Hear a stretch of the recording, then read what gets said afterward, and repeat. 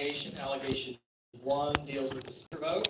We've heard that all day long, so that deals with the speaker vote. Allegation 2 deals with House Resolution 4, the rules. And this one is record vote 9, the nuclear option, where she signed on as a second for the nuclear option and then voted for the nuclear option. Allegation 3 is again with the rules, House Resolution 4, and that's record vote number 10, where she voted for record vote number 10, and they were alleging that that is a violation of legislative priority number 4, no Democrat chairs. And then allegation 4 also deals with that same resolution, House Resolution 4, and record vote number 10, and that is a violation of priority number 4 because it commits 36 separate additional censurable acts for each of the 30 committee vice chairs awarded to Democrats and each of the 6 subcommittee chair positions awarded to Democrats. So it considered the vice chairmanships as also a violation. And with that, Mr. Chairman, I move adoption of the resolution of concurrence for Angie Chin Button. Point of information. I'm going to come to you in a second. I'm not debating, I'm just going to clarify something here. Is all the members back? No.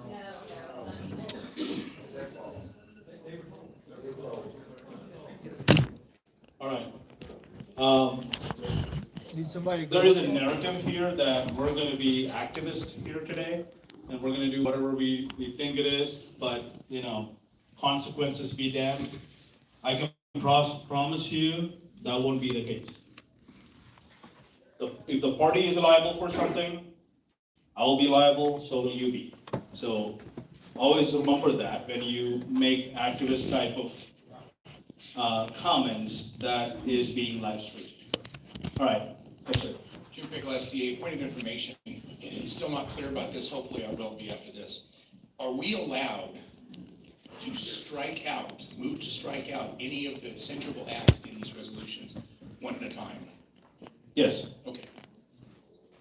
We don't have to just concur in this, concur or not concur in the entire thing? You can do whatever you want. You can't add, but you can remove things, yes. Well, I understood you could, same point of information, I understand you can remove the penalties, because that's on us to do the penalties. Yes. But how do we change what the county did, either adding to or taking away from what they presented to us to vote on?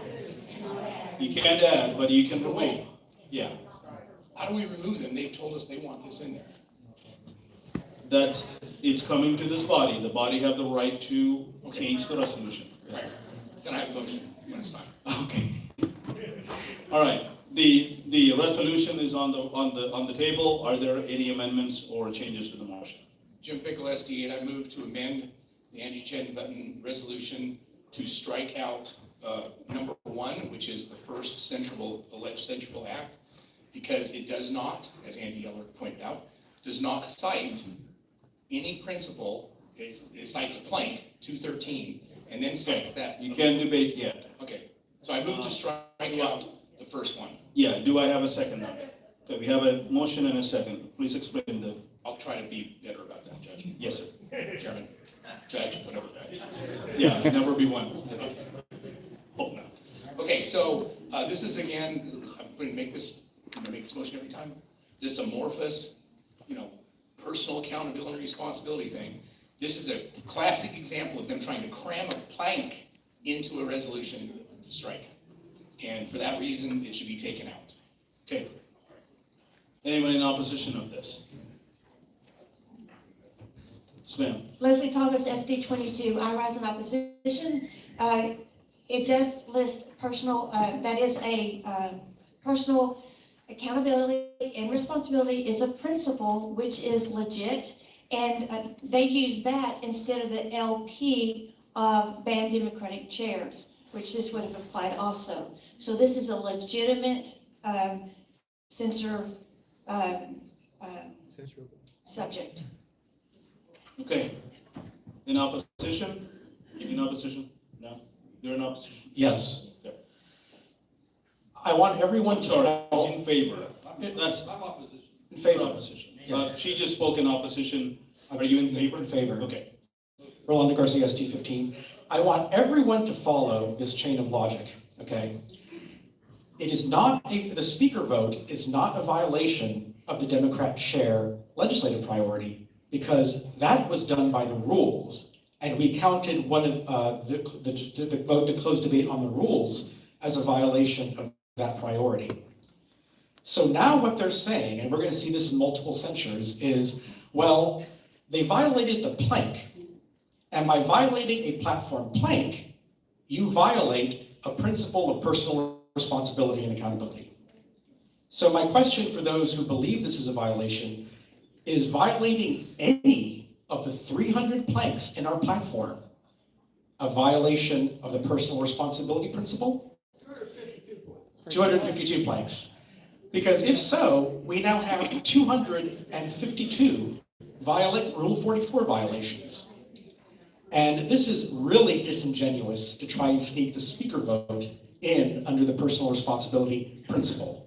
I understand we're all upset about the speaker vote, but a Rule 44 violation has to be a direct violation of a principle or an LP. There is not a clause in Rule 44 that says if you're really angry about something, you can count it as a Rule 44 violation, even though it doesn't violate an LP or principle. As long as you're really angry about it, okay? So I have some very hard news for y'all. The speaker vote is not a Rule 44 violation. Now, I do support amending Rule 44 in the future to make not supporting the caucus nominee a Rule 44 violation. But as it is now, it is not a Rule 44 violation in this term. Thank you. Are you in opposition? I'm in opposition, David Wiley, SD 12.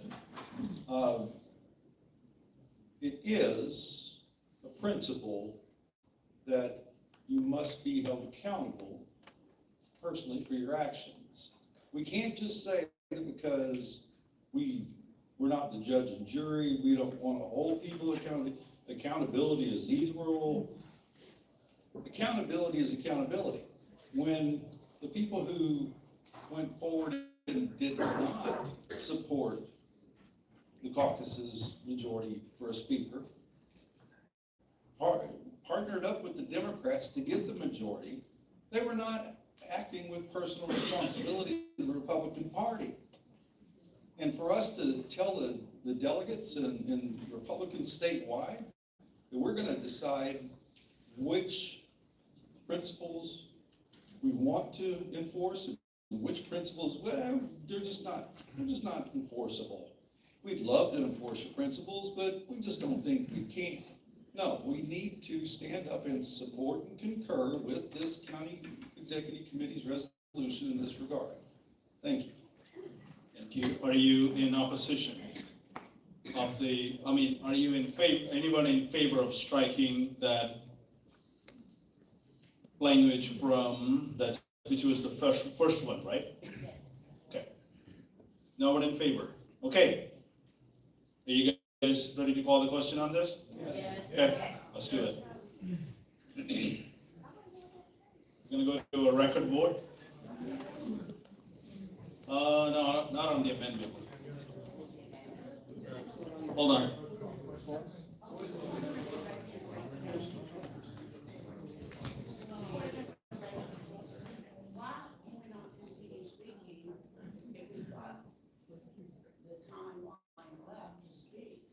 You got a lot more amendments probably on this resolution.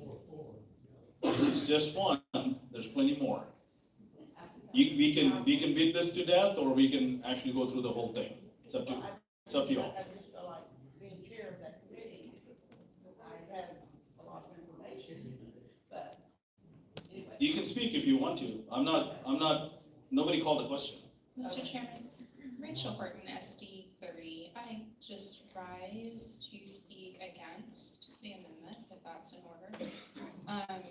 I want to refer us to rule number 43 in our general rules for candidates, where we specifically say the Republican Party of Texas shall make an electronic copy of the most recent platform and legislative priorities available on its website. The county or state chairman shall distribute either electronic or paper copy of the platform and legislative priorities to each candidate along with other candidate application papers.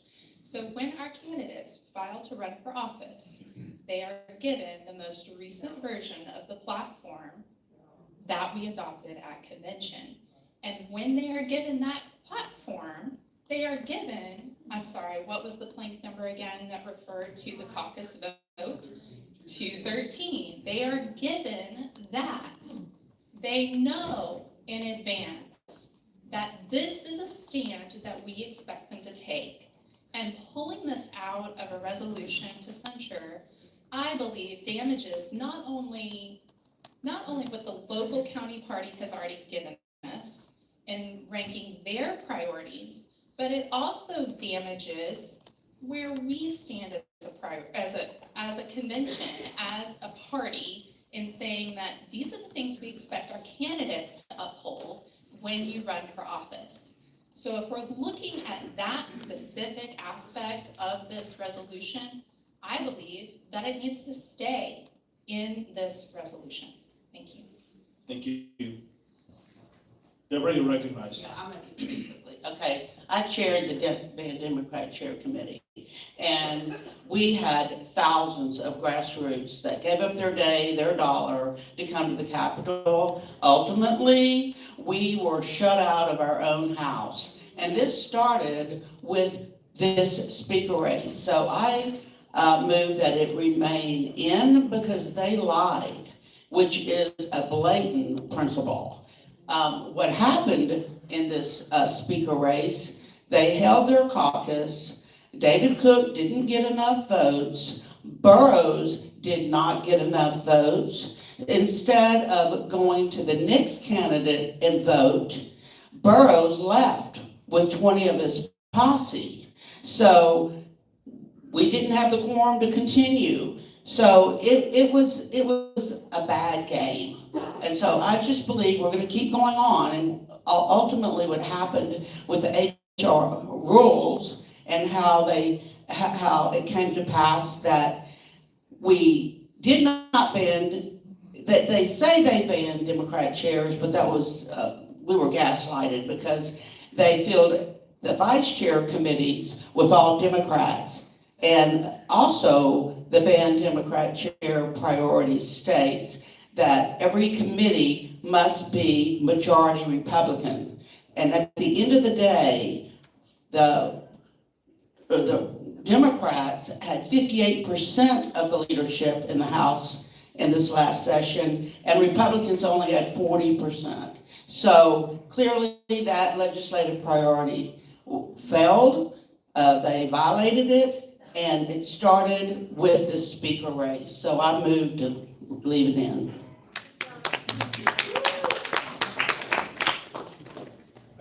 Yeah, you can speak, you can't make new motions, we have a motion in place. So I just want to say two things that haven't been said. I don't want to just keep reiterating. I want to note to what Rolando said. The reason why this is different, I see what he's saying, but the reason why this is different on the personnel accountability and responsibility, and why I think the grassroots are saying this to us, is this is a particular plank that requires, as was mentioned by Rachel, the representatives to make a personal pledge. And many of these representatives made a personal pledge who were in the censorship, and then they violated their personal word. So that is why this is different than just a statement in our platform of affirming a particular issue. This was saying that they had to make this kind of promise, and they broke their promise in order to preserve a power structure. And so that's why I think the grassroots are saying to us that this is a violation specifically of the personal responsibility and accountability. The other thing I want to point out, and then I'll end, is this. It's my understanding, Mr. Chair, that if we were to vote this down, and that we would then have to remove it from all the other resolutions, right? So this would be like kind of a nuclear option that would basically say to the grassroots, we're removing from all resolutions anything about the speaker vote. I, for one, will not do that. Sir. SD 19, Walter West. Mr. Chairman, again, I ask, point of inquiry, do we have those forms signed by those individuals on file as we speak? I do not, sir. Oh, thank you. All right, are we about to go call the question on this? All right. On the amendment, do I have a second? Second. All right. All right, we are voting on the amendment. We're going to do.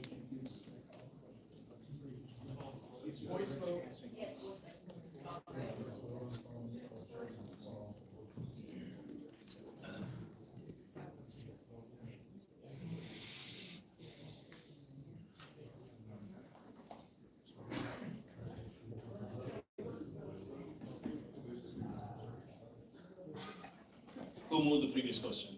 Call the question. Rolando. Who was Rachel Horton? Who was second? All in favor of calling the question, please say aye. Aye. Opposed, say nay. The ayes have it. Now we are back on the amendment itself to strike number 1 from Jim Pickle. All in favor of striking number 1 from Angie Chin Button's censure, say aye. Aye. All opposed, say nay. Nay. Leave the nays have it. Do I have any other discussion on the resolution itself? We're back with the resolution. Mr. Chair, Tony Trevino, Senate District 21. I move to strike number 4, which alleges that the representative committed 36 separate censurable acts for each of the 30 committee vice chair positions awarded to Democrats, and 6 of each of the subcommittee chairs. So I move to strike that. Do I have a second? Second. Motion and a second. You may speak for your amendment, please. In the end, whichever of these pass, our names will be on this. And this is simply duplicative of all of the other violations that they're alleging that she committed. There are not 36 separate additional censurable acts. So I speak in opposition, in favor of striking that violation. Thank you. Also in favor of striking. Okay. Are you in favor? Anyone in opposition of striking?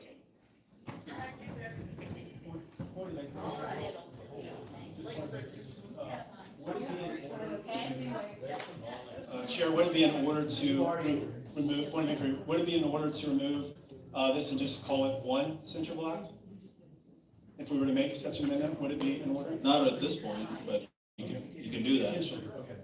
Yeah. Yeah, I'm opposed to this. Susan Valiant, SD10. I'm opposed to striking because each committee is separate in its own entity. So you're actually creating a Democrat chair, which vice chairs acted as chairs of 30 different committees. So it should stand. Thank you. Opposition? In favor of the motion to strike. Favor of the motion, sorry. A couple of things to keep in mind. Angie Chen Button did not appoint any committee chairman. You know who appointed every committee chairman in the House? Dustin Burrows. So to condemn her or criticize her or censure her for something that she did not do is fundamentally unfair. That's point 1. The second point is, imagine you're in the House. January, you're voting for a speaker. Okay? You vote for the speaker. Committee chairmen are not appointed in the House until March. How did you know in January what was going to happen in March? You could not have known that when you voted for the speaker. Because if you knew that, you would have gone out and bought a lottery ticket instead, and you would resign from the House as a millionaire. Okay? We are criticizing, censuring people for things they didn't do, and when they did the act, they could not have possibly known the outcome of it. And even if Burrows had told her personally, hey, Angie, I'm going to put all these Democrat vice chairs in 6 committees, I'm going to put subcommittees, I'm going to put chairs in, he could have changed his mind the next day before the actual committee assignments were made. So are we going to go on facts here, or are we going to go on guesswork and supposition? And then charge people for censurable acts for things they personally didn't do? Why don't we just stop this whole charade if we're going to do that? Because this is fundamentally not fair. Violates due process and the Constitution, every other legal principle I can possibly think of. I yield. Thank you. Are you in, okay? Yeah, I am opposing this amendment because the actual priority reads, the Republican Party of Texas, no Democrat chair priority reads, the Republican-controlled Texas legislature shall end the practice of awarding committee chairmanships to Democrats and require all committees to be majority Republican. So what we're missing here is that all committees need to be majority Republican, and that is not what happened. And so for those that had voted, Angie Chin Button, her vote, along with the other 35 votes, violated our legislative priority. So I'm moving that this should not be struck.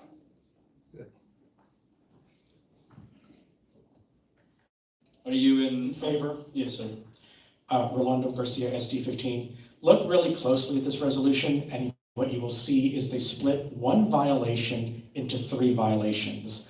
The one correct violation is the vote to close debate on the rules, which prevented conservatives from correcting a very flawed rules package.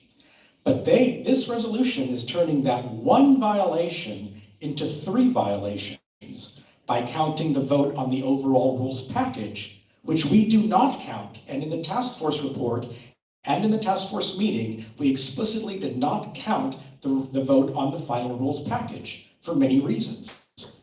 But this is the most egregious duplicative violation, because then it then says, well, we're also going to blame Angie Button for the votes, or for the vice chair appointments that Dustin Burrows made that he was compelled to do by the rules. And we're going to count it 30 times or 36 times or however many times we're going to count that.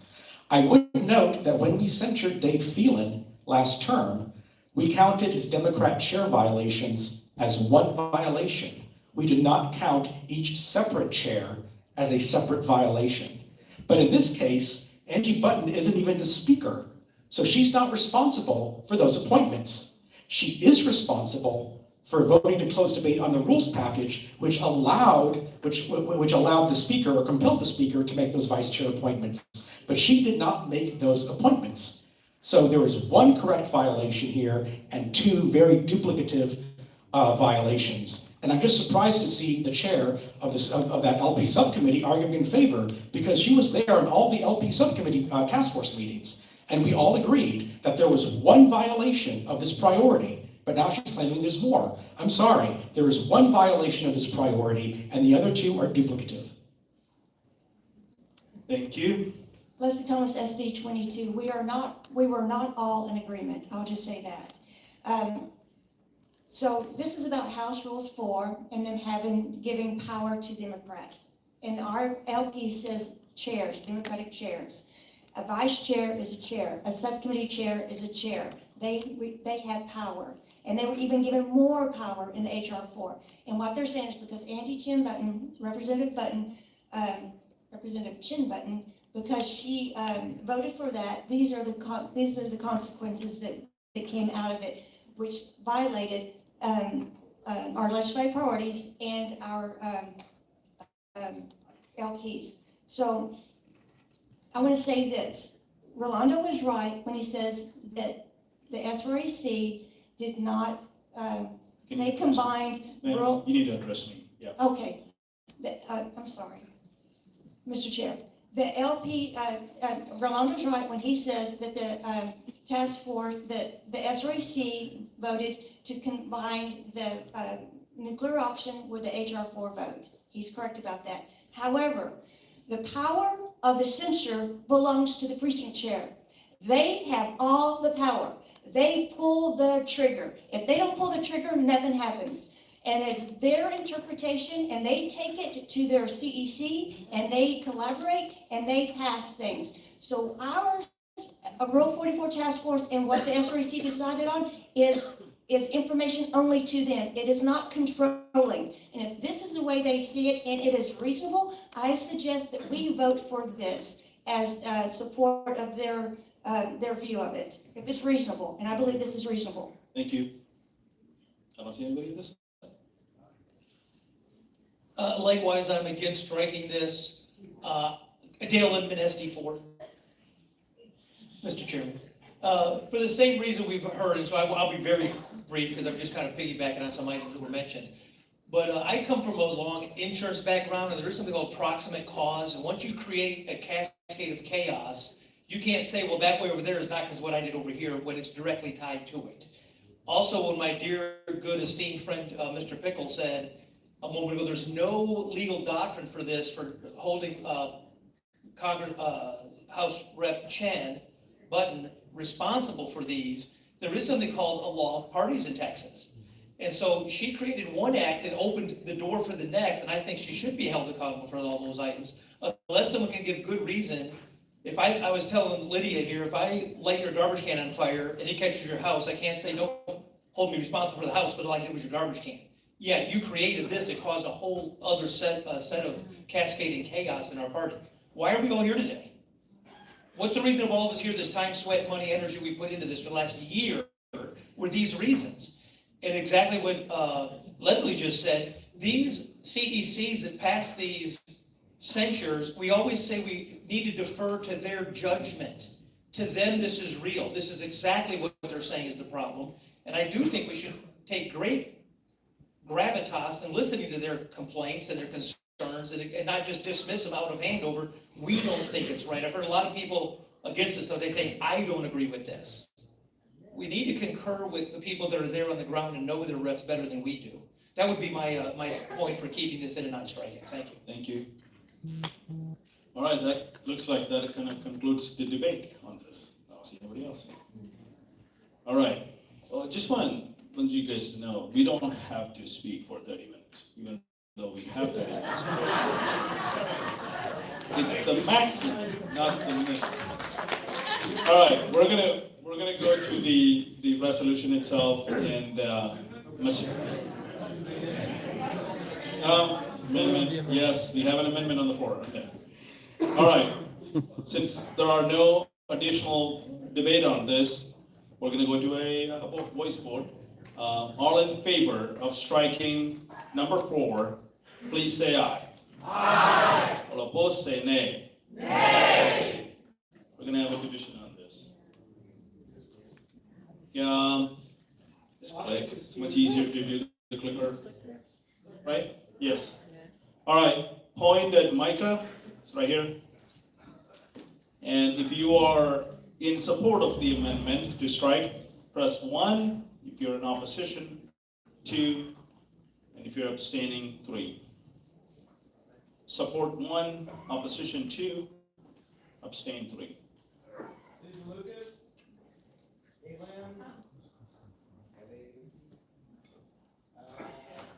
Lucy Trainer, good. Rachel Horton. Yeah, Susan Lucas, can you try one more time? She's trying. Oh, okay, come on, Rachel, you can do it. Yeah, we're there. Did it go? We're good. So majority vote, what is the number? Where did the number go? I saw 32. Just give me a second.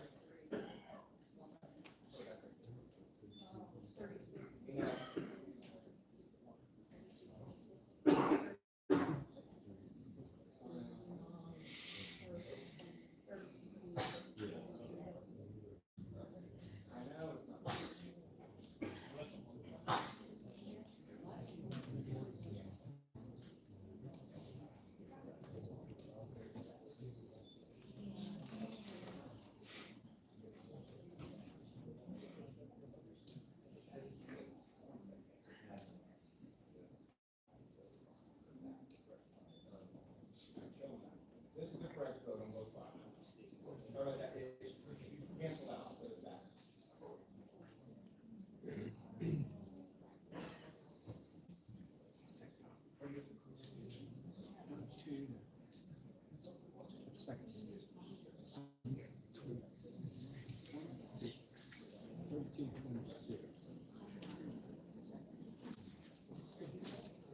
You need to tell me when that is. All right, we hit the 30 minutes mark, so the motion is adopted. Point of order. The amendment is passed. Point of order. What? The entire resolution now no longer contains 3 legitimate strikes. It does. Striking at number 4, no, because number 2 is not legitimate. Number 2 does not list a principle or a priority, which is required. Unfortunately, that needed to be as an amendment during the 30-minute time slot. We can't do that now. Wow.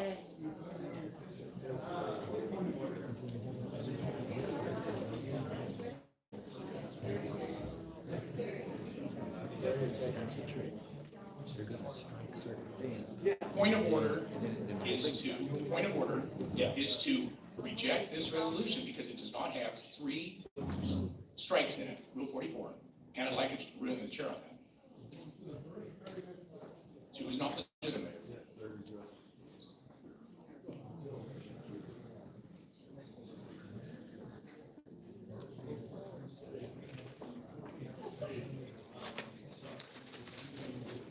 Sorry, say it again, sir. Point of order, this resolution for Button no longer has 3 legitimate Rule 44 violations in it. All right, give me 1 second. Thank you.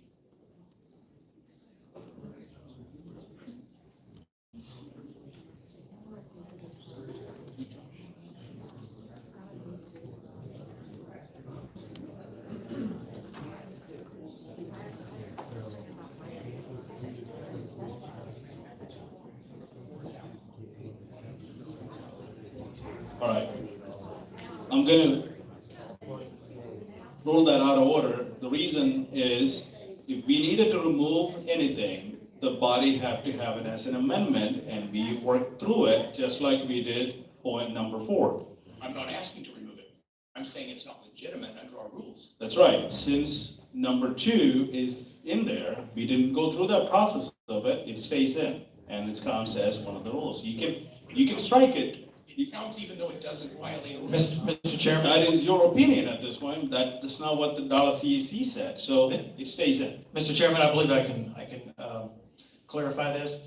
The Rule 44 specifically mentions preamble and principles, and that violation mentions the preamble. It does say the preamble of the Yeah, party. under the So- preamble and principles, you can almost put anything in there. So that's what they did, and that's where we're going with. You wanted to strike one of those lines, you gotta show up and strike those lines. I'm not gonna let that happen after 30 minutes of debate on something that nobody honestly disagreed. Mr. Chairman. Nope, we're going to a, Okay. time has expired on this.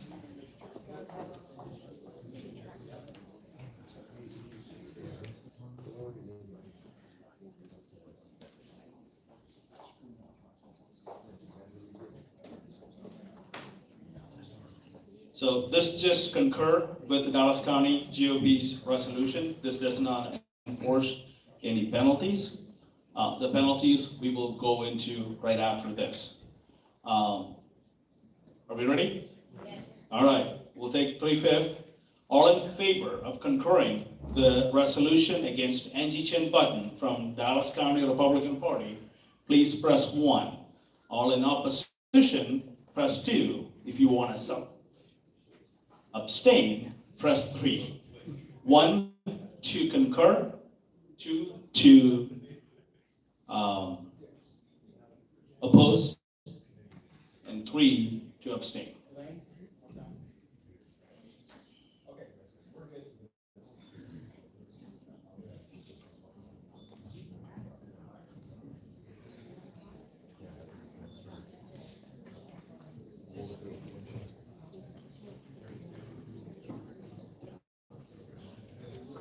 I'm gonna need a minute. We have the votes, just gonna need a minute.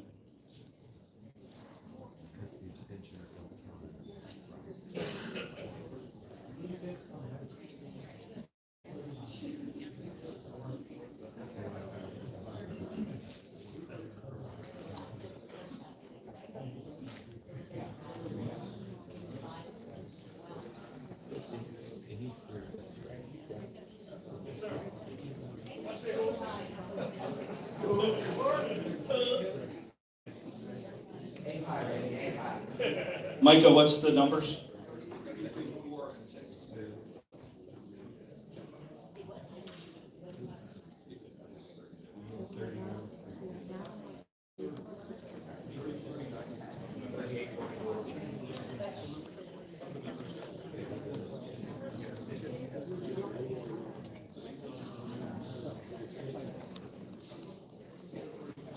All right. Yes, I agree. With 33 ayes, 24 nays, and 6 abstain, the concurrence fails. The resolution is kicked out. Point of Next. information. Sorry. Next item on the agenda. Point of information. Yep. I know with the Texas state that abstaining votes, Genera Lewis SD 27, abstaining votes are votes thrown with the majority of rules in Texas. So would we add those 6 to the majority? No, ma'am, it doesn't. You need 38, Rule 44? 39 members, yeah. Thank you. Yes, ma'am. You need 39 to get there.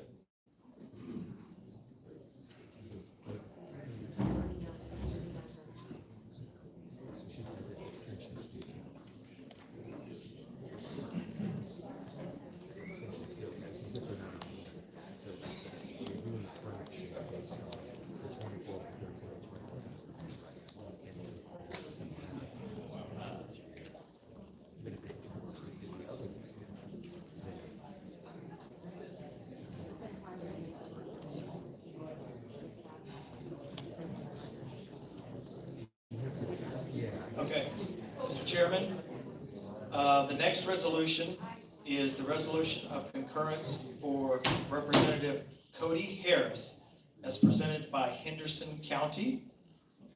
There are 8 alleged violations within that resolution, and just quickly through those. Allegation 1 is the speaker vote. Record vote 2, principle 5. Allegation 2 is the previous question, nuclear option. House Resolution 4 for record vote 9. Allegation 3 is House Bill 34, record vote 3432, and that is the Texas is not for sale LP. Allegation 4 is House Bill 366, record vote 392. That's a violation of principles 1, 3, and 4. Allegation 5 is Senate Bill 17, again, Texas is not for sale. Record vote 1848, priority, and that's a priority again. Allegation 6, Senate Bill 22, which deals with principles 5 and 9, record vote 3541. Allegation 7, Senate Bill 1, the budget, record vote 174, violation of several principles. And allegation number 8, Senate Bill 3070, record vote 3537, a violation of 3 different principles. And Mr. Chairman, with that, I move adoption of the resolution of concurrence for Cody Harris. Thank you, sir. We're just gonna go for it. Okay. You're recognized. Rolando Garcia, SD 15. I can offer a lot of amendments, but I'm not going to prolong the agony. I will point out that 3 of these violations, Can you get the counter going? 3 of these violations cited in the resolution were also committed by Mitch Little. Okay? Are we going to censure him as well? Now, one of those violations is for HB 34. Which every single Republican voted for, including Brian Harrison. Are we going to count that as a censurable violation? So there are not 3 censurable violations in this resolution, but I also want to bring up the conflict of interest issue. There are 4 counties in this district. This was brought up in the biggest county, Navarre County, and it failed. This was only passed in the smallest county, Henderson County, which is chaired by the man running against Cody Harris in the primary. Now, we're all friends of Daniel Hunt. We all like him. But this reeks of conflict of interest. There are 50 to 60 Republican precinct chairs in this House district. But this censure was brought to us by 5 precinct chairs in Henderson County voted to bring this resolution. And we're going to say this is the voice of the grassroots. 5 precinct chairs in the one county chaired by the man running against Cody Harris in the primary. This is a monstrous conflict of interest. And just because Daniel is our friend doesn't mean we can overlook this. And if we had to defend this in court, we would get our asses kicked and RBT would be embarrassed. I urge you, and this is not voting against the resolution, is not a vote of confidence in Cody Harris. But it is saying that there are not 3 legit violations, and because of the conflict of interest, we cannot censure in this case.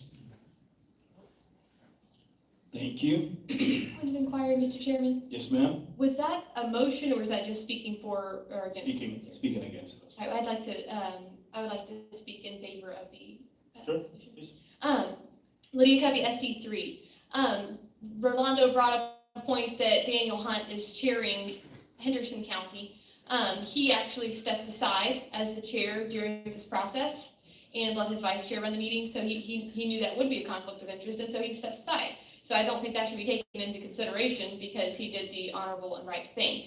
As to saying that it's only 5 precinct chairs, 5 precinct chairs matter, and they do constitute the party in Henderson County. They are the grassroots. So to just say because it's only 5, it doesn't matter, I think is a very lame, and it's insulting, frankly, to it's insulting to our Republican Party and the grassroots to say that 5 people don't matter. What if we said that 5 SREC members don't matter? They do. So 5 hardworking Republicans do matter, so I think that's very lame. I would consider everybody to actually look at these and not just hear slander and disregard the whole resolution. Thank you. I would also like to speak in opposition of Ma'am, you're recognized. resolution. Tony Trevino, Senate District 21. And just to add on to some of what Rolando said, Representative Harris represents 4 different counties with 89 voting precincts in those counties. And there are 12 voting precincts in Henderson County. At the time of the vote, only 6 of those precincts had chairs. And it is true that Daniel Hunt stepped aside. However, 5 voted for and 1 against this resolution. Despite the fact that he stepped aside, this is a perfect example of why it would be nice to have had a rule where we could know if there are conflicts, because this is a direct conflict of interest. And there were, by the way, when Cody Harris ran for this election and won, there were 21,179 Republican voters who came out to vote in the Republican primary and cast their vote for Representative Harris. So I would say that those 21,179 voices of grassroots members of the Republican Party outweigh the 5. And I would ask this body to vote against this resolution. Thank you, ma'am. Are you In favor Okay. of the resolution. Yes, ma'am. Rachel Horton, SD30. I represent, as Senate District 30, my cohort and I, we represent 11 and a half-ish counties, give or take. Many of those are also incredibly rural. We have Archer and Clay and Jack and, gosh, I could go on, in Young and Montague. We have several that just have maybe 4 precinct chairs. But those counties then send to the state Republican convention a weighted delegation. So they have a voice in this building. They have a voice in our state Republican executive committee business. And when they send us resolutions of censure, resolutions of approbation or condemnation or whatever they want to send us, we take it under consideration as such. I also want to remind my fellow executive committee members here that every last county party that has sent us censures today has met the threshold of these Rule 44 censures. So they have noticed their member, they have noticed their executive committee, and they have had 3/5 of the constituency voting for or against that particular resolution in order for it to even make it to us here today.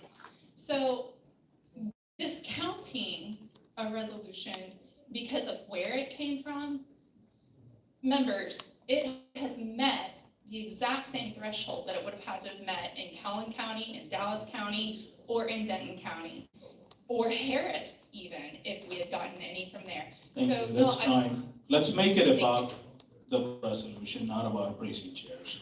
Because our precinct chairs are working hard as much as we are, or more. So let's talk about the resolution itself. Yes, sir. Chairman Walter West, SD 19, and as a man who comes from a county of rural West Texas that only has one precinct chair, which ain't me, and happens to be married to our chairman, our chairwoman actually, I would have to oppose this because, again, we haven't figured out if the actual person, Mr. Daniel Hunt, he is the one who has to receive the Rule 43 information that we have yet to be able to provide. He physically, it's either you or Daniel Hunt has to be the one that issued that 43 information. He's not the chair anymore. But I understand what you're saying. He was, yes. Are you in favor of the resolution or opposition? I call the question. You call the question. Do I have a second? Okay. We're gonna vote. Do you want to speak? You were here before. I'm gonna let her speak, then we'll call the question. All right, Janera Lewis, SD 27. We keep hearing figures thrown out such as 5 people are voting to censure somebody when 21,000 voted for this person. We're a representational party. Your precinct chairs represent 21,000 people then. And they are speaking for those 21,000 people. And as to Rolando's point, yeah, other officials did vote the same way. And had their CECs or their SDs given them a censure, we'd be discussing that today, but they did not. Amen. You. All right, thank you. If you guys do that, we're gonna have a problem. Let's not do that. All right, we're calling the question on the resolution itself, the whole thing. Cody Harris's resolution came from Henderson County, and we're gonna go to the call the question vote first. All in favor of calling the question, please say aye. Aye. All opposed, please say nay. The ayes have it. Now we're back on the concur part of the resolution.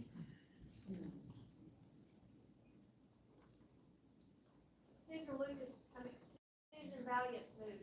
Yeah, Susan Valiant moved.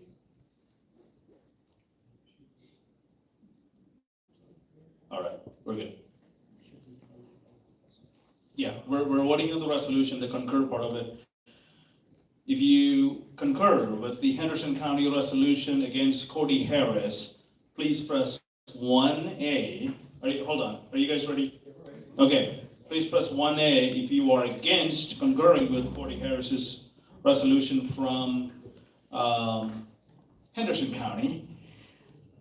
Please press 2B if you're abstaining, press 3C.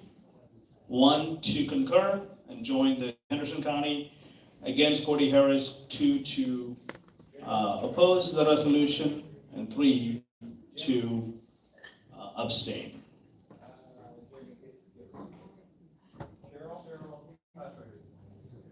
Patrick, one more?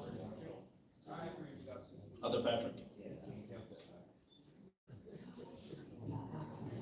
All right, with 38 yeas and the 22 nays, 3 abstain, the resolution fails. Okay, resolution number 3.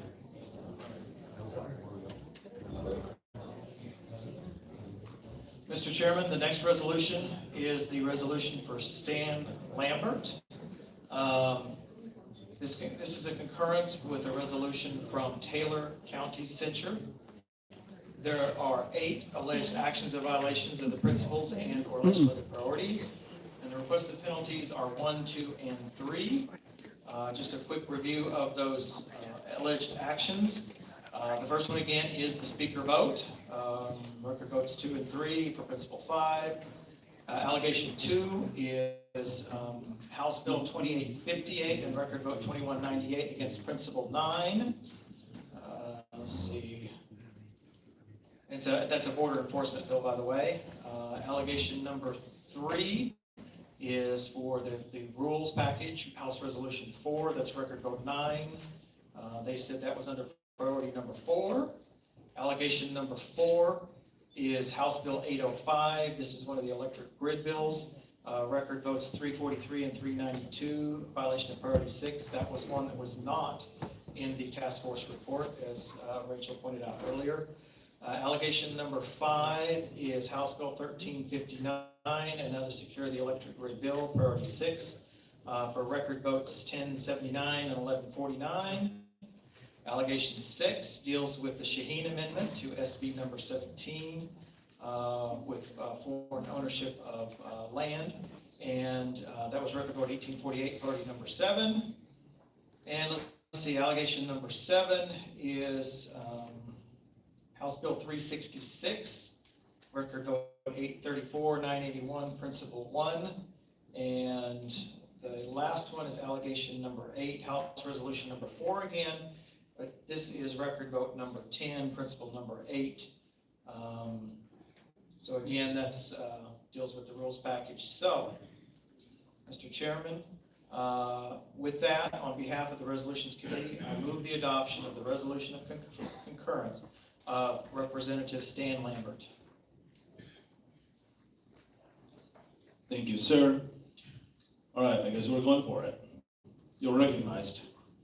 Thank you, Chairman. Patrick Walmhoff from the mighty SD30. I have a point of information. Can we leave the vote up just 3 or 4 more seconds longer when we have a vote? We have activists trying to capture the vote.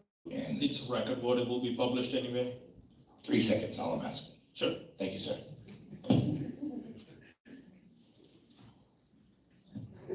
Give me 1 second. I'm lost on my paperwork.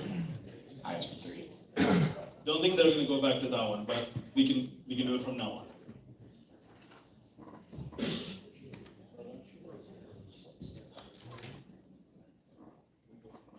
Stan Lambert. Okay, we're good. I do have a point of question or point of information, I guess. Yes, sir. If we vote to concur with this resolution, are we then bound to uphold all of these violations in future resolutions? Because I do believe there are 3 valid violations here, but there are some other bogus ones. And I don't want to prolong the debate by amending it. But by voting for this resolution, I do not want to commit ourselves to these bogus violations in future, in subsequent resolutions. No, I don't think. Okay. I mean, each resolution is considered individual, Okay. so we'll take it up as individual. I mean, it won't be bound just because you agreed on another. Okay, all right, thank you.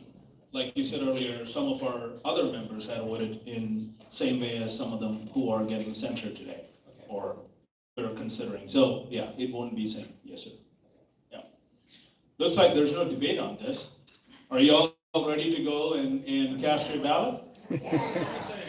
Okay. Well, you surprise me every time I come.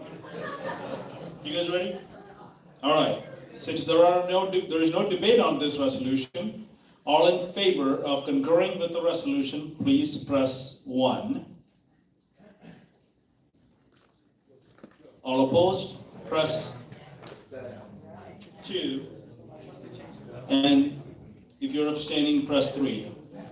Press 1 to concur, press 2 to oppose, press 3. Have all members voted? Yeah. Who are we missing? Karen, Jane?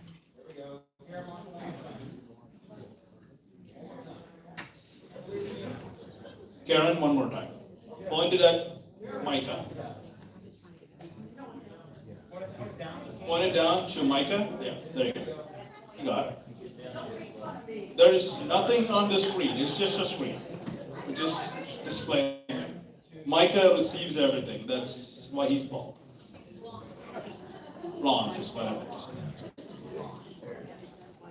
All right, what's the result?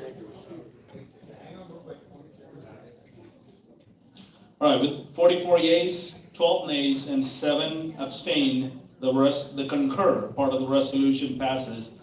Now we move to the imposing the penalty part.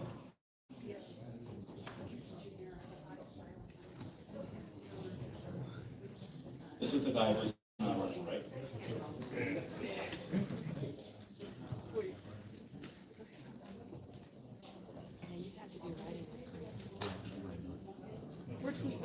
Chairman, how do you want to handle this? Do you want to recognize motions to strike on this because the penalty is already inserted? Mr. Chairman, I move, Steve Evans, SD 28, Chris Brown. I move to strike penalty 3 of this concurrence resolution. I have a motion to strike penalty 3 from this concurred resolution, and I have a second from here somewhere. Okay, we've got a motion and a second. Would you like to speak? I would. Mr. Chairman, without even getting into the minutia of the resolution, Stan Lambert's not running again. However, imposing penalty 3 does open us up to lawsuits should he decide, I'm just going to make an example of the party, I'm going to file, I'm going to get denied, I'm going to file suit. This is an absolutely silly thing to wage war on someone who's not running again. We made a statement, concurred with the censure, the county has spoken, SREC's concurred, penalties 1 and 2 are fine. We don't need to wage war over this censure. I agree. Are you speaking in opposition of the motion or in favor? I'm in favor of the motion. That was opposition to the motion, yes. No, are you in opposition of his amendment? Oh, his amendment to strike? I mean, his I'm motion. against, Yeah. I'm against his Yes, sir. amendment to remove number 3. And again, this comes back to David Wiley, SD 12. The delegates at convention establishing the rules by which we will operate the party. We can choose and pick and choose which rules we want to enforce and which ones we think that they were ill-advised to have passed that might open us up to risk or lawsuits, whatever. Or we can actually just do as we're told. Follow the rules if we're asked and if we concur, but don't just say that it's a bad rule that we should never, ever do, except in extreme cases like, I guess, death of a child or something. It was requested by the county.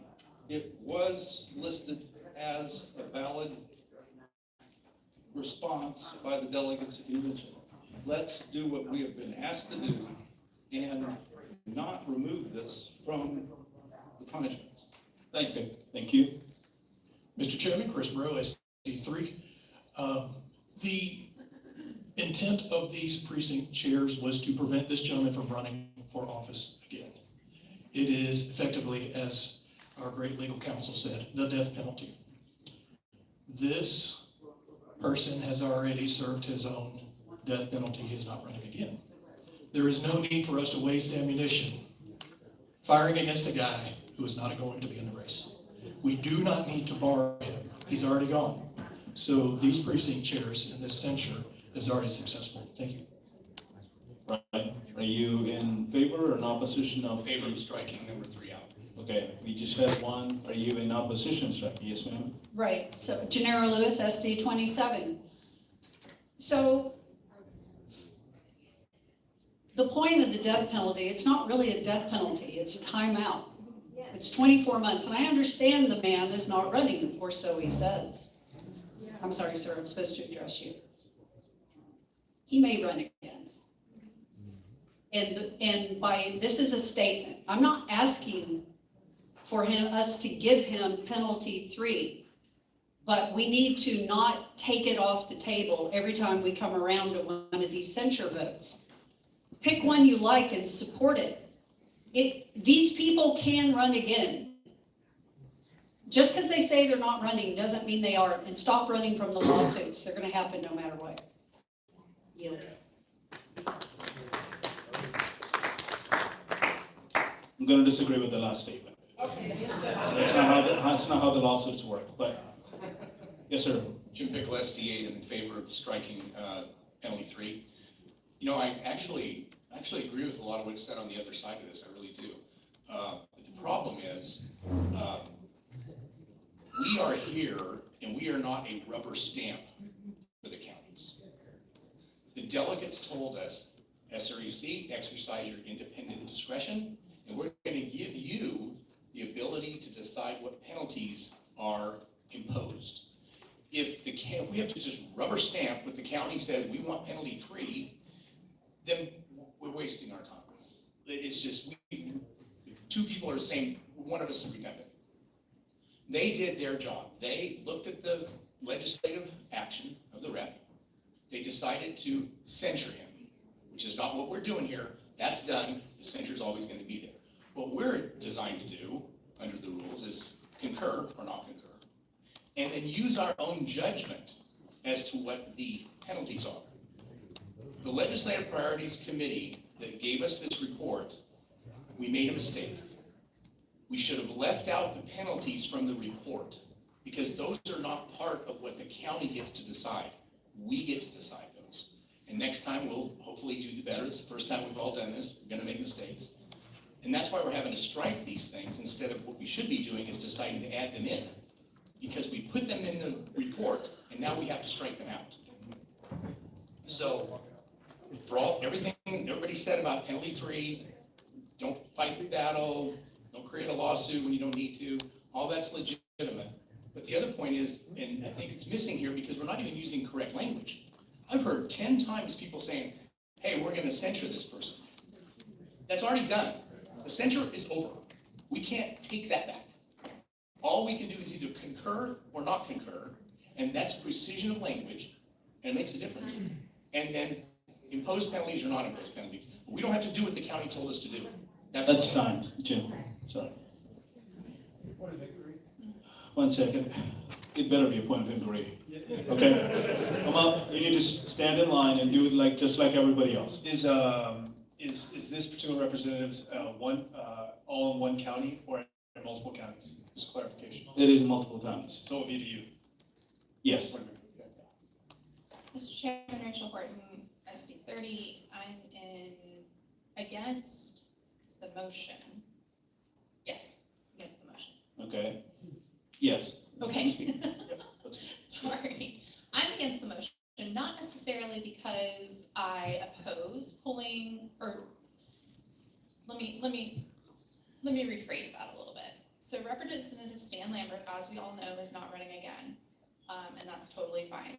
The resolution just passed, pretty much, at the majority, at the threshold needed, so 44 to 12, so we're here for that. But at the same time, the motion in the negative is where I have the issue. We are making a motion to say, we can do 1, we can do 2, we don't really care. But what Steve Evans is saying is that we don't really care as long as it's not 3. As long as it's anything but 3. She doesn't even call me out. Oh, I'm sorry. But the point here is that I would oppose removing that from consideration just because it is a motion in the negative. It is not something saying, well, yes, we want to do, we want to have penalty 1, we want to have penalty 2. I think our time is best spent on the things that we actually want to do. So, thank you. Thank you. You're in favor, okay? Rolando Garcia, SD 15. I am in favor because I want to be able to strip this out because I do want to vote in favor of penalties 1 and 2 for Stan Lambert. You're right, he may run again, which is why we should impose penalties 1 and 2, and why we should not impose penalty 3. As we saw our general counsel mention earlier, they are itching for a legal fight. If we impose penalty 3 on Stan Lambert, he might file again just to take this to court. They've been raising millions of dollars for this fight, and they want it because they want to defeat penalty 3 in court and permanently take it off the table. You talk about answering to your activists. What are you going to say to your activists when we go to court on a half-baked penalty 3 case and we lose and we take penalty 3 off the table and we lose the political leverage that even having it in the toolbox currently gives us, because it does give us a little bit of political leverage. What are you going to say to your activists when we nullify penalty 3 because you rushed into a foolish and weak court case? What are you going to say to your activists when we're at war with the White House and we can't raise a dime for convention? Okay? We're not, it's not even about raising money for the legal fight, although that's a lot. They are going to freeze out our donors. What happens? What are you going to tell our activists when Donald Trump starts tearing up RPT on Truth Social? Okay? this is not the time to go to war on penalty 3. It's not the time to go to war with the White House. We need to preserve penalty 3.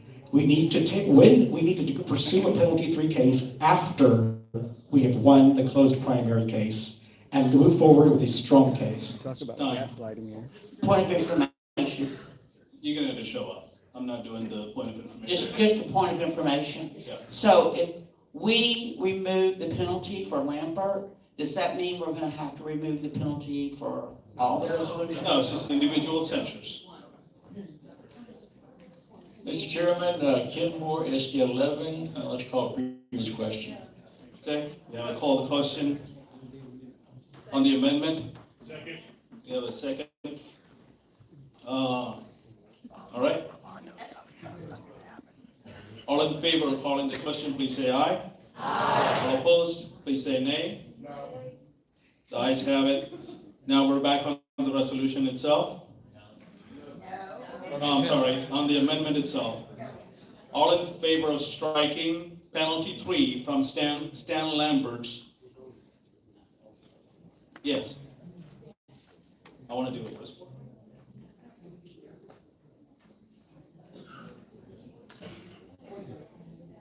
Yeah, no, I'm not doing it this way. Yeah. All in favor of, you ready? All in favor of striking penalty 3 from Stan Lambert's resolution, pointed at Micah first, then click. Order, every vote except the final resolution vote is by voice vote. That's 20% by roll. That's the supplemental rules. You're right. All in favor of striking penalty 3. Wait a minute. Hold on.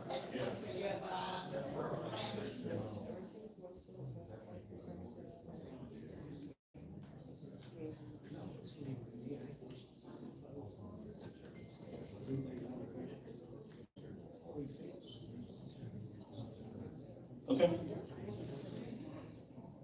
All in favor of striking penalty 3 from Stan Lambert's resolution, please say aye. Aye. Opposed, say nay. Nay. The ayes have it. The penalty 3 is removed from Stan Lambert's resolution. Can we get to the resolution itself? Yes. Do we need to talk about it? No. All right.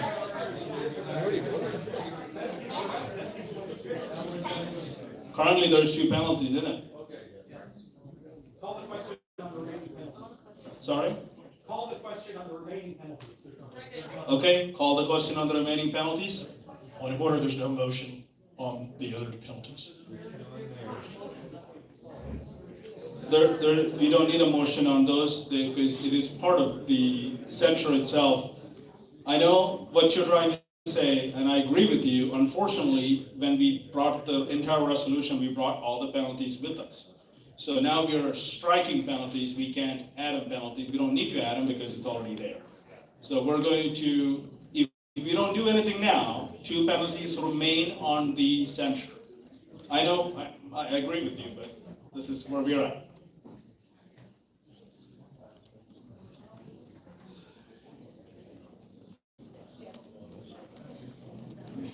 Yeah.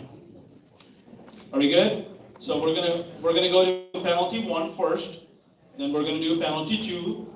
Once we have, then we're done. Are we good?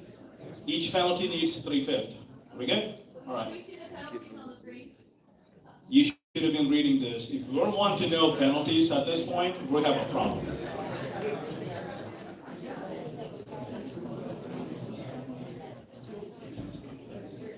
Mr. Chairman, Yes, sir. a request for information.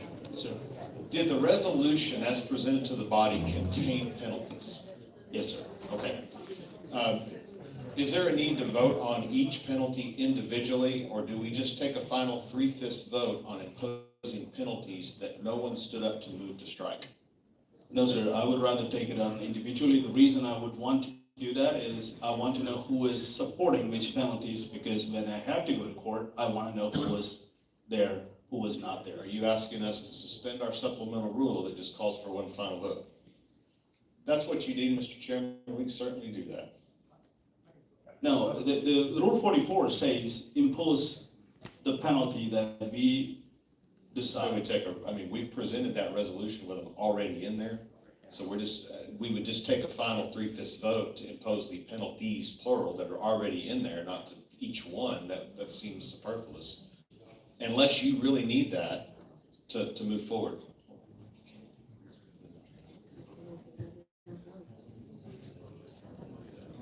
Give me 1 second, take a break, come back.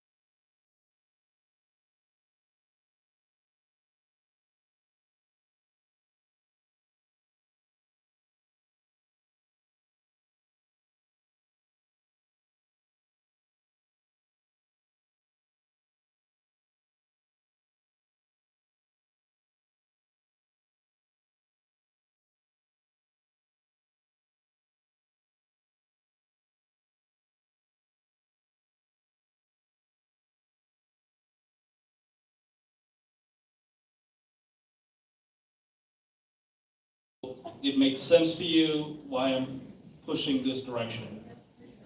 If we go to court, I want to know, well, more like the people who will be filing against us will want to know who were the people who voted against them. Now, I don't want to bundle the entire body into that, so I am asking for each penalty to be separated because it protects the party and it protects the members. What we do does come with liabilities, but it also comes with understanding what we're doing is very important. So I've asked Steve, I agree with Steve on the existing rules, but that change will be up to you. He's gonna make a motion. I want to know individual penalties will be voted on individually, so that way we're not bundling everything into one. Mr. Chairman, I move to amend supplemental rules. What's the last rule, the 3/5 rule? It's a final rule to require a 3/5 vote on each penalty that is attached to the resolution. We have a motion and a second to amend the supplemental rule to go to each board, each penalty get an individual vote.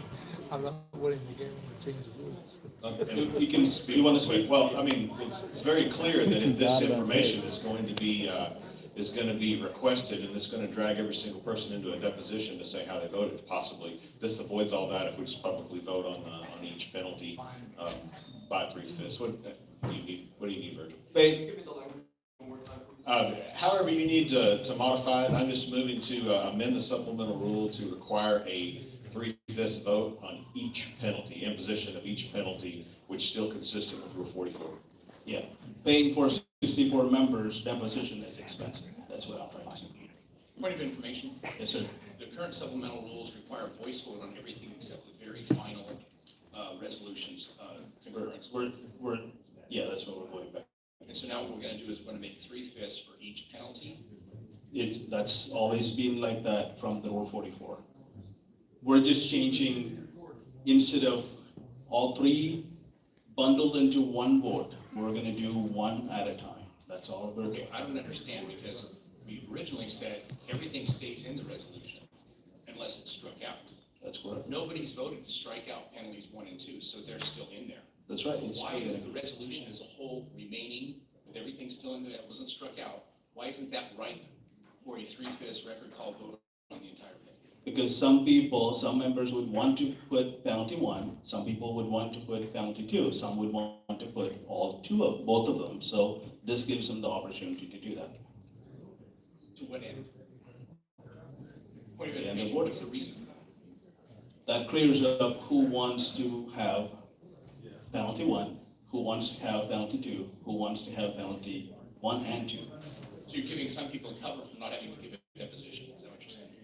I didn't vote for 1. No, I'm giving the party cover for deposition, yes. Okay? Okay. Point of order, first of all, is this an interrupting motion to supplement the rules during a vote when we're in a vote for the motion on the floor, which is the censure? Yes, it is up to the body. If they want to take it up, if the body says, no, we don't want to do that. So this is an interrupting motion? Yes, ma'am. Okay, second of all, I speak against this. It's going to be timely, and I don't think we have the time to do that. I think that if you want to have 1 or 2 or 3 out, you move to strike 1 or 2 or 3, and then you have that vote. You don't have to have that vote on every single censure. We just need to have it on those that should you have a disagreement with. So if you don't want 1 for this one, you move to strike number 1. We don't have to have the vote. I'll repeat myself, but this is a timely. This is going to take extensive time to get through this. That's not true. We just do it at once. We're not doing it at every censure. We're doing it, changing the rules just one time. We don't do that every time. But you will be voting on every penalty for every That's correct. censure, Yes, ma'am. which will take time. Right now, what we're doing is it's in there. If you don't want it in there, move to strike. We can take time to debate 30 minutes. We can take time to vote. Yes, sir. Nope. All right. Do we have a call to question on this? All right. First, we're going to vote on call the question. All in favor of calling the question, please say aye. Aye. Opposed, say nay. Ayes have it. Now on the amendment to the supplemental rule itself. All in favor of the amendment to the supplemental rule, say aye.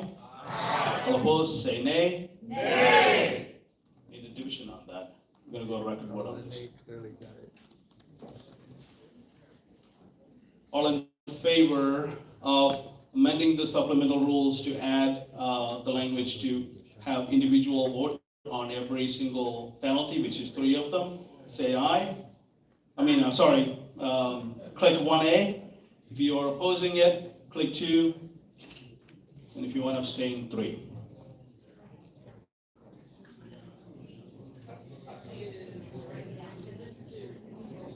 What are we missing?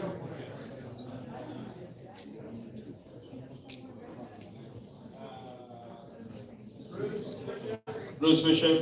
And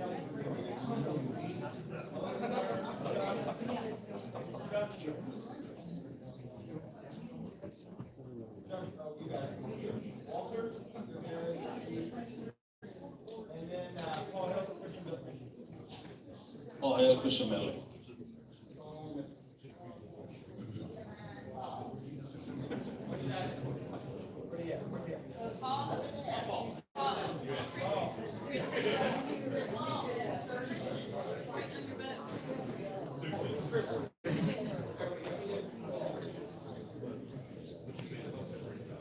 What do we need?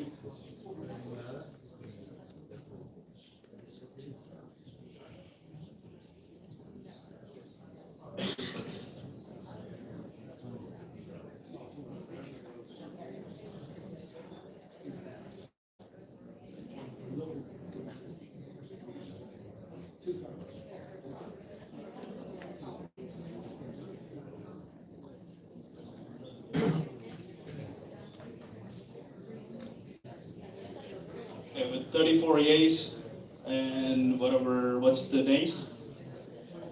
26 nays and 3 abstain, the amendment passes. So we'll take up penalties one at a time. Now, penalty 1 on Stan Lambert is the first one on the table. All in favor of penalty 1? Hold on, Micah, are you ready? All in favor of penalty 1, press 1A. If you are in opposition of, point it to Micah. Point it to Micah. Well, Micah is over there. If you're in opposition, press 2 or B. If you are abstaining, press 3. Paul Hill. All hail. Penalty 1 on Stan Lambert. Patrick, Walter West. Hit me again, Walter. Matt Patrick. Need to do what?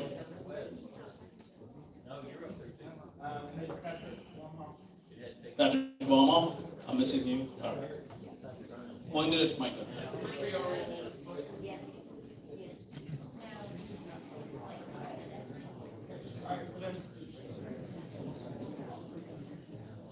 With 44 yeas and 15 nays, 4 abstain, penalty 1 passes against Stan Lambert. Now we're going to penalty 2 on Stan Lambert.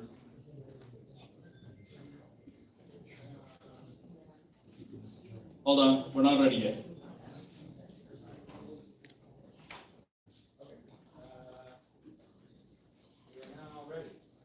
We're ready. Penalty 2, if you're in support of penalty 2, please press 1A. If you are in opposition of penalty 2, press 2B. If you are abstaining, press 3C.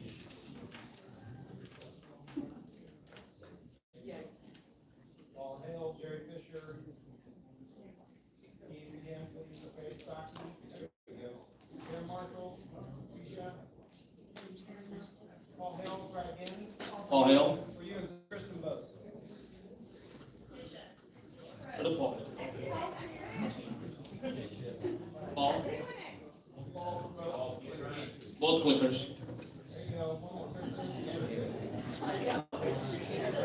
All right, all members voted with 45 yeas and 15 nays and 3 abstained. The penalty 2 passes.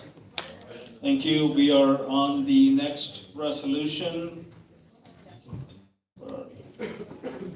Good. Mr. Chairman, the next resolution on our report is the resolution of concurrence for Representative Jeff Leach. This is a concurrence with the Collin County Censure. There are 13 alleged actions and violations of the principles and/or legislative priorities. The requested penalties are penalties 1, 2, and 3. In the interest of time, I will not go through each one of those alleged violations. There are tons of them. With that, Mr. Chairman, on behalf of the Resolutions Committee, I move the adoption of the resolution of concurrence for Representative Jeff Leach. The resolution on the table at this point is a resolution against Jeff Leach from Collin County Republican Party. Are there any discussion on the resolution? Yes, sir. Speak against. Rolando Garcia, SD 15. I mean, these precinct judges just threw everything in the kitchen sink into this resolution with very little discernment. There are not 3 legitimate violations in this censure. For the sake of time, I can't go through each of them, but I want us to look at the bigger picture here. There are some reps that, like Van Dever, Angelia Orr, they have never lifted a finger for our priorities, and they never will. So we can burn that bridge. But there are other reps who, they cast some votes that we don't like, but they are absolute rock stars on some of our other priorities. Jeff Leach was a rock star on the pro-life legislation. He was a rock star on the Stop Sexualization of Children bill, okay? And for medical freedom. So we have to think, do we want to completely burn this bridge? Because you know what? He's going to be reelected, and he's going to be in office next session. So do we want to completely burn our connections? And I want to ask this body, what is the purpose of having legislative priorities? Is it to get the policies passed, or is it simply to have criteria with which to censure people and kick them off the ballot? So I think in this case, again, there are some reps who never help with our priorities, but Jeff Leach is clearly a rock star for some of our priorities, and I think we need to keep that in mind. Thank you. Lydia, you're right here. Thank you, yes, sir. Lydia Covey, SD3. I think I'm speaking for the resolution, and in response to Mr. Garcia, it is a bad excuse to say that because of some good things that somebody did, all the bad things don't matter. That's not just. Yeah. Like, just plain and simple, that is not just. If you guys do that, I will ask you to leave. Okay. Melinda? Yes, I will not. Don't do that again. Never. If anybody else does that, I will ask you to leave this room. Yes, ma'am. Thank you. But we don't negate the wrong actions that they have taken simply because they have taken some good ones. We're grateful for those, but that does not negate that they did break priorities and principles and that their county did vote to censor them. In my opinion, that is a very lame reason not to enforce what the delegates and the county have sent to us. Thank you. I don't see anyone else speaking in favor or in opposition. Can we go to the resolution itself and vote on it? All right, we're going to the concur part of the resolution. Are you ready? Yeah. All right, all in favor of concurring the resolution against Jeff Leach from Collin County Republican Party, please press 1A. If you are against it, press 2B. If you are in opposition, if you're in opposition, press 2B. If you're abstaining, press 3C. A, in favor. B, in opposition. C, in abstain.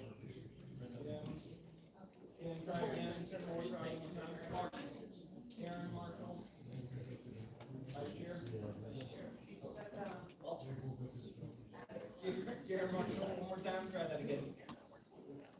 Okay, we're good. Okay. With 36 yeas, 22 nays, and 4 abstain. Yeah, it fails. The resolution has failed. Removed. The next resolution on the floor is, well, Andy, you're up. Mr. Chairman, rise to privilege. Would you please inform the members debating on this body, especially the new ones, that it is out of line and a breach of decorum to impeach the motives of the other members speaking, that their comments need to be directed to you, the chair that is presiding over this meeting. Yes, I will do that. Give me 1 second. So, want to come back to a couple of things. Sorry, I had an outburst. If any of the members, or any of the visitors who's outside of this part make noises about it, I will have you removed. All of my SREC member, I cannot remove you, but I'll hold a grudge. No, just kidding.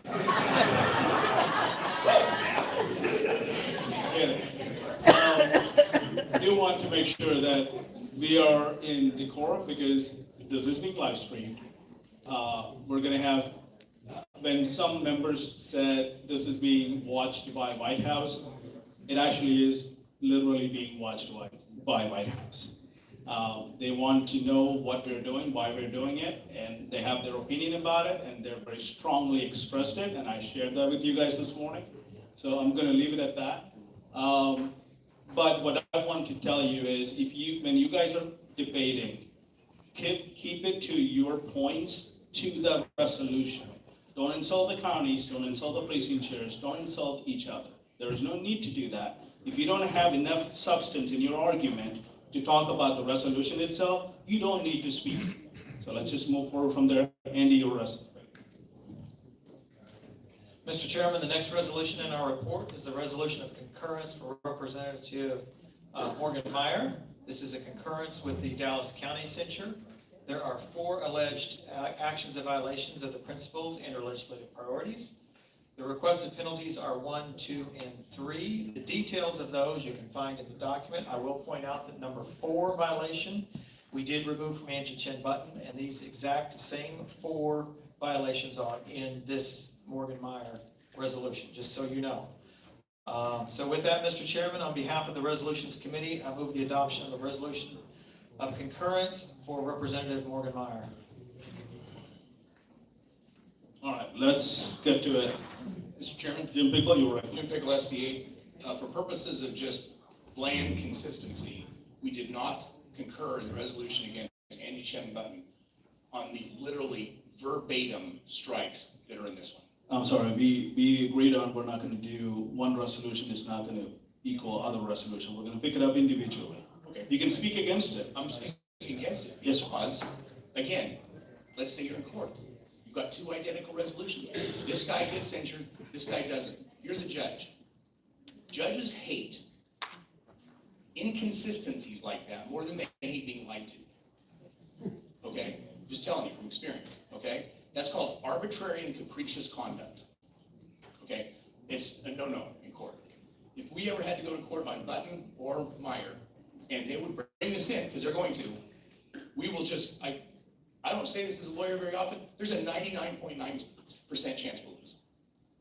That's the highest I can give you. It's just not gonna work. So let's have some consistency, and I agree that foolish consistency is the hobgoblin of small minds. I've heard that before, okay, I understand that. But this is not the same thing. These are identical. They're just not inconsistent. They're identical with each other. And you're right, we said earlier, we're gonna look at it all individually. So I'm just giving you the idea of what's gonna happen in this situation. Thank you. Thank you. Are you in favor of the rest? You're against, are you in favor? I actually have an amendment To the resolution? to the resolution. Okay, yes ma'am? If we can strike the 4th piece there, because that's exactly what we did in the last one. And that would fix it. The 4th was stricken by Angie Chen Button, is that the intent? Okay, makes sense.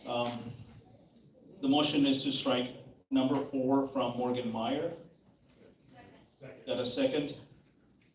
Do we want to debate this? Or we debated it last time? All right. All in favor of striking section number 4 from Morgan Meyer's resolution from Dallas County Republican Party, please say aye. Aye. All in opposition say nay. No. The ayes have it. The line number or allegation number 4 is stricken from the resolution. Now we're back on the resolution itself. I'd like to speak against Sir. Rolando Garcia, SD15. This has the same duplicative violation that we discussed in the Angie Button resolution. Again, I want to remind this body, we counted the rules vote, we counted the vote to close debate as the one violation against the no Democrat chair priority. We emphatically did not count the vote on the overall rules package, which is one of the 3 remaining violations here.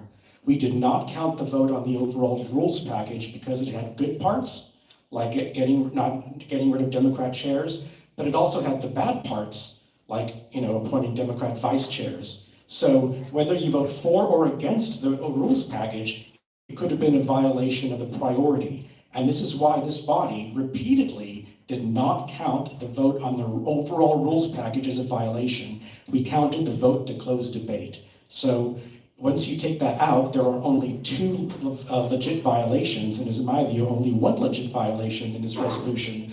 I also want to raise a political point. This is a very marginal district. Colin Allred beat Ted Cruz here. Morgan Meyer ran ahead of Donald Trump and Ted Cruz to win. So we need to be careful about censuring moderates, and because the alternative in this district may be a Democrat.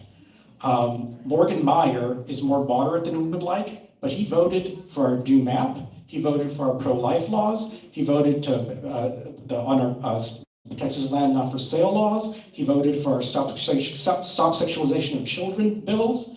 A Democrat would have done none of those things. So I don't want anyone to say Morgan Meyer is just like a Democrat. A Democrat wouldn't have voted for any of those things. So keep in mind with a district like this, when the choice is a moderate Republican or a Democrat. That's done. Thank you. Are you in favor of the resolution in opposition? In favor. Okay. Leslie Thomas, SD 22.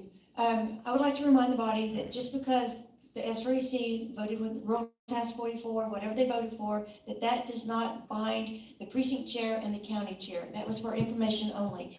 And that we're to see it from their perspective with as they saw it, and if it's reasonable, we're to agree with it, my opinion. Thank you. Are you in favor or against the resolution? In favor. Do we have anyone against the resolution? Seeing none, you're up. Sure, I just want to remind the body, because we've been in the middle of a very intensive debate for a while, that, remember, we have two separate votes here. We have the vote of whether or not we concur with the facts presented before us in a censure resolution. That's a yes or no looking at this. And then we have a vote on penalty, which means, okay, so these things were done, how bad do we think they are?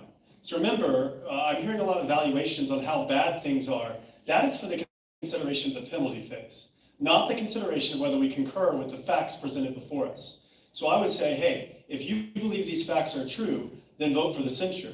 And then if you don't think that they're really, really that bad, or you think that they're very bad, then you choose which penalties you want, or no penalties, or whatever the deal is. But the question before us right now isn't how bad someone is or how egregious these things are. The question is, are there 3 valid censurable offenses before us? Then we vote yes for censure, and then we determine whether we're going to vote for penalties, and if so, which ones. Thank you. I do not see any other discussion on this resolution, so we're going to go to a vote. This is the concur part of the resolution. All in favor of concurring with the Dallas County GOP on the resolution against Morgan Meyer, please press 1A. All in opposition, press 2B. And if you are abstaining, press 3C.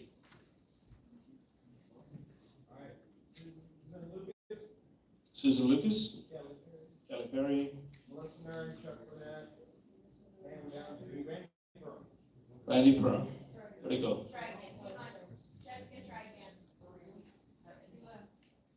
Randy left?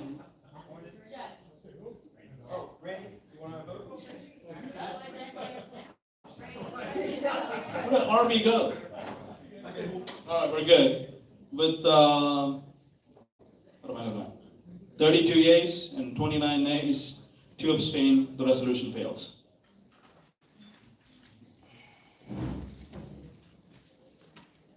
So far, only one has passed. Okay, Mr. Chairman, the next resolution in our report is the resolution of concurrence for Representative Angela Orr. This is a concurrence with the Leon County censure. There are 6 alleged actions and violations of the principles and or legislative priorities. The requested penalties are penalties 1, 2, and 3, again. And the details of each alleged action items are in those documents we've already talked about. Again, to save time, I will not discuss those. With that, Mr. Chairman, on behalf of the Resolutions Committee, I move the adoption of the resolution of concurrence for Representative Angela Orr. Thank you, Andy. I recognize Susan. I'm speaking for the resolution that Leon County did against Angela Orr. I wanted to also point out that in addition to Leon County, that Bosque County also did a censure, and Falls County and Limestone County sent in concurrences to the resolution. Thank you, ma'am. Anyone in opposition of this resolution? Are you speaking in opposition? No? All right, seeing no other debate on this resolution, we're going to go to a vote. Are you ready? All in favor of concurring with the resolution from against Angelia Orr, press 1. If you are in opposition, press 2, and 3 for abstain.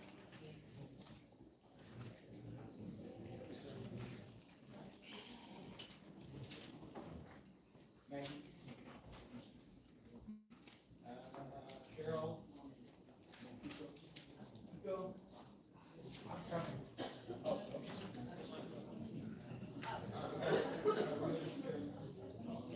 All right. We have, what's in, is it the, with 43 yeas, 15 nays, and 5 abstain, the resolution passes, the concur part. Now we're going into the penalty part of the resolution, and any discussion on that? Okay. I want to speak to strike number 3. Penalty 3. Penalty number 3, this is Tony Trevino with Senate District 21. And. Need a second? Do we have a second? Second. Okay. We have a motion and a second. Do we need to discuss it? You can talk about it. Yes, please. Right. So one of the main things I want to bring to the attention of the SREC is that, once again, the grassroots are actually the voters in the Republican primary. There were 18,121 people, grassroots, who voted for Angela Orr. We should not remove their choice in who they're able to vote for and who's on their ballot. She ran unopposed, and if her voters believe that there's someone who can better represent them, they can run someone against her. She can have a primary opponent. That is what this country and this state are all about, is the right to vote. And these people should have the right to vote for who they want to vote for. So I move to strike penalty number 3. Thank you. Are you in favor or in opposition? David Wiley, I'm opposed to whatever Tony was doing. I'm in favor of all 3 penalties. I'm opposed to the removal of number 3 is where she was. Okay. And again, just as she repeats herself, I'll repeat myself. We are implementing the rules passed to us by the grassroots delegates at convention. Not the voters, not the public, not those people out there watching the TV commercials and figuring out what to do at the last minute. We're responding to the people who we represent from being elected by them at convention, who passed these rules for us to implement. The grassroots are, in fact, the Republicans of Texas who participate in the process from the ground up. That's where the grassroots come in, not the AstroTurf that just gets blown over later by going in to vote in the elections. The grassroots are the workers, the people who it matters to, that care enough to show up and do the work, knock on the doors, and elect us at convention. And I hope that they take that into account, this willingness that we'll have to just set their desires aside because we don't agree with them. We don't feel as though it comes to that level. Please do not remove number 3 from these punishments. Thank you. Yes, sir. Rolando Garcia in favor of the striking number 3. First of all, Angelia Orr has a fantastic conservative primary challenger. Please support her. But I do want to oppose penalty 3.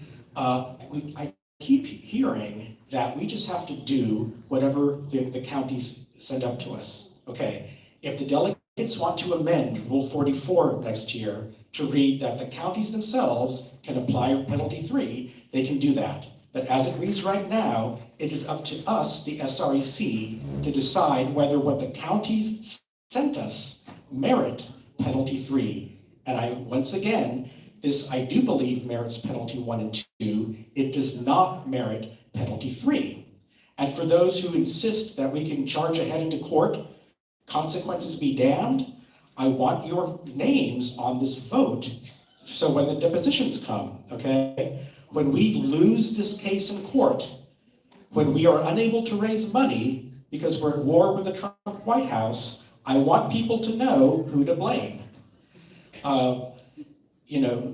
The counties can request penalties, but it is up to us, the SREC, to decide, one, whether penalties are merited, and two, we have a fiduciary responsibility to this organization and to consider the consequences of pursuing a weak penalty 3 case at this time. And I would urge you to remove penalty 3. Thank you. Couple of things. Silence your phones. I don't know why I have to say this. It's 3 o'clock. Why are we doing this at this point? Jeremy, would love you to have your seat back. That's for the staff. Please have a seat here. I'm not asking. You need to sit here. You can sit there or you can leave. That's your choice. Yes, sir. Because I can. Have a seat or get out. And please silence your cell phones. Yes, ma'am. You're for moving 3. We just had someone speak for it. Mr. Chair, Randy Crum, SD21, I'm calling the question. Make a motion to call the question. All right. Do I have a second for that? All right. That's on penalty 3. All in favor of calling the question on penalty 3, please say aye. Aye. All opposed, please say nay. All right. Now we are going on the amendment itself to remove penalty 3. All in favor of removing penalty 3, press 1. If you're in opposition, press 2. If you're abstaining, press 3. Voice vote. I'm sorry, it is a voice vote. All in favor of removing penalty 3, please say aye. Aye. All in opposition, please say nay. Nay. We're going to have to do this again.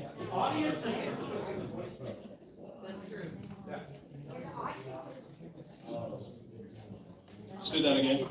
All in favor of removing penalty 3, say aye. All in opposition, say nay. Nay. The ayes have it.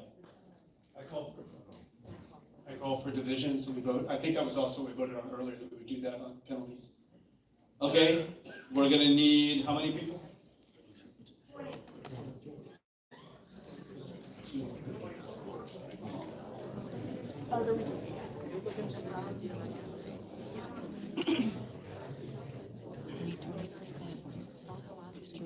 Hold on a second.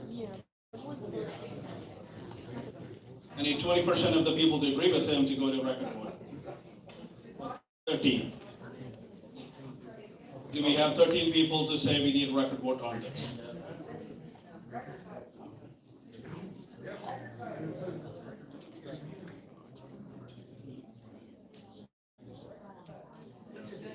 We have 13 now. All right, record vote on removing penalty 3. All in favor of removing penalty 3, press 1. If you're in opposition, removing penalty 3, 2. Pointed at him. I see you guys keep pointing at me.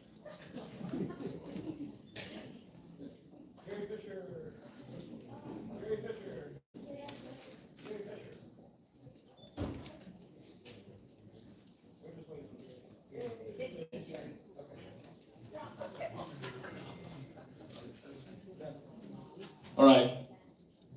With the majority, it is 42 yeas and 19. The motion passes to remove penalty 3. Now we're back on penalty 1.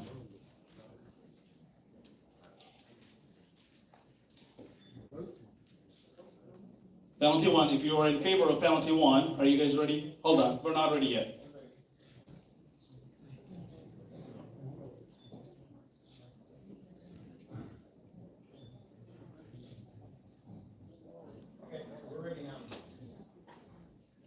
Ready. If you are in favor of penalty 1, press 1. Against penalty 2 is 2, and 3 to abstain.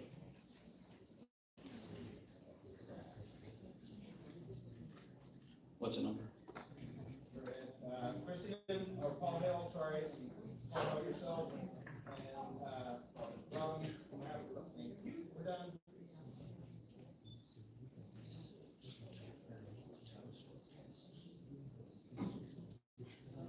With 46, that is 3/5. Penalty 1 passes.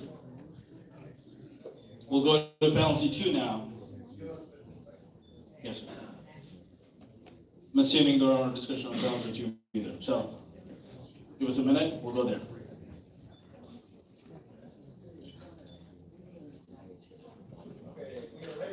Request for information, Mr. Chairman. Yes, sir. If we impose penalty 2, is this the one that expends up to 12% funds? That was penalty 1. So my question still remains. That says the SREC would authorize that. So are they going to bring that through resolution back through this body in order to spend? I'll consider that in December because the filing is not open yet. Gotcha. Good answer. All right. Hey, I got a kudos from Steve. It never happens. It never happens. Almost always on the other side. You guys ready? Penalty 2? Yes. Ready? If you're in favor of penalty 2, press 1. If you're in opposition, press 2.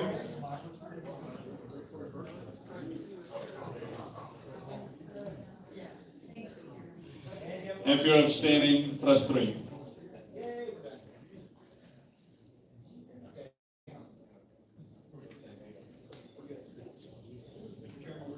We're good.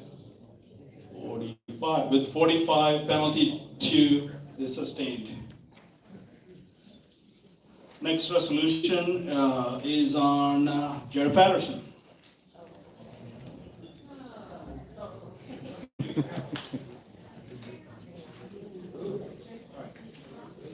Mr. Chairman, the next resolution in our report is the resolution of concurrence for Representative Jared Patterson. This is a concurrence with the Denton County Censure. There are 9 alleged actions or violations of the principles and or legislative priorities. The requested penalties are penalties 1, 2, and 3. The details, again, you can find those in the documents. So with that, Mr. Chairman, on behalf of the Resolutions Committee, I move the adoption of the resolution of concurrence for Representative Jared Patterson. Thank you. We're going to recognize you because you've moved faster. I'm taller. Yes. David Wiley, SD 12, speaking in favor of this resolution. Jared Patterson basically is the poster child for censure.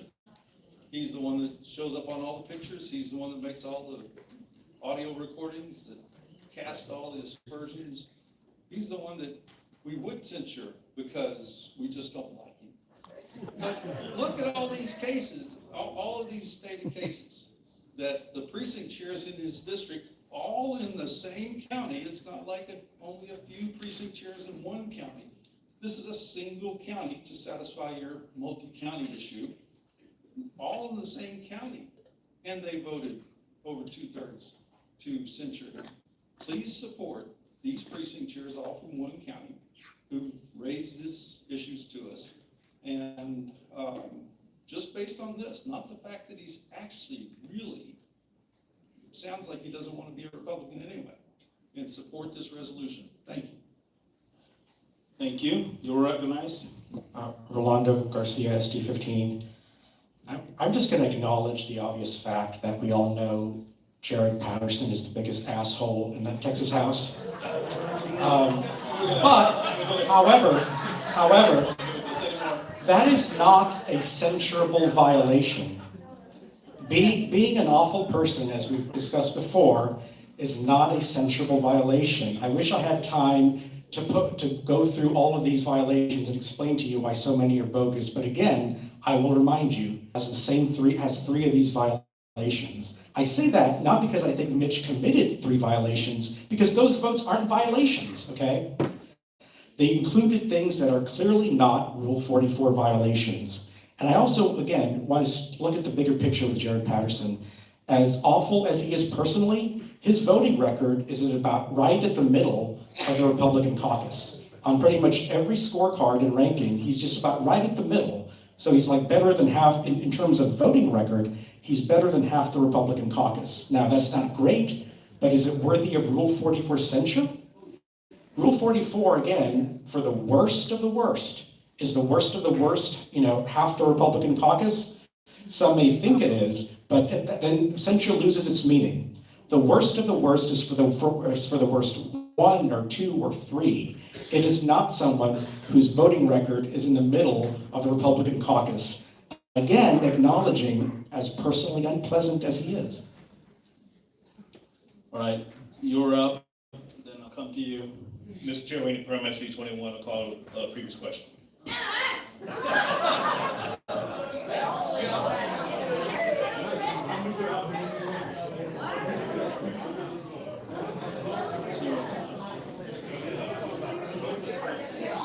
Okay, I'm gonna censure Randy after this.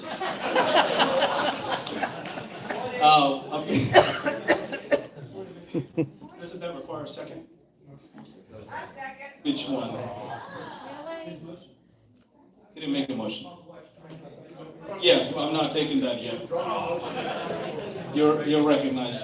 Thank you, Lydia Covey, SD3. Again, the good things that a representative does not counteract the bad things that they do. And I'd just like to remind the body that a Rule 44 violation is something that violates our legislative principles or our priorities or our preamble. And there are indeed, in my opinion, the instances that are noted in this censure, there are at least 3 Rule 44 violations. So again, yeah, we don't censor because we do or not like, we don't like somebody. That's not a reason for censor, but there are very valid reasons in here. And when you're doing the right thing, you do take into account the consequences, but you don't let the consequences stop you from doing the right thing. And some people don't like that. They think that's foolish. To me, that's character and integrity. So I would like to concur with this censure resolution, and I support it. Thank you, and now I'll entertain your motion to call the question because she was there, and plus I needed a for and an opposition. Mr. Chair, we need to permit SD21, call the question, sir. Okay, do I have a second on that? Okay, we see second. We're gonna go vote on the calling the question.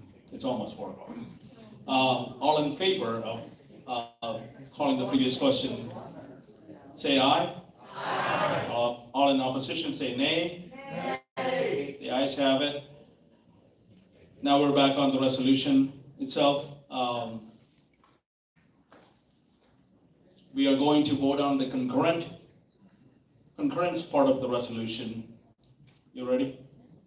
If you are in favor of concurring the resolution, please press 1. If you're in opposition, 2, and up to abstain, 3.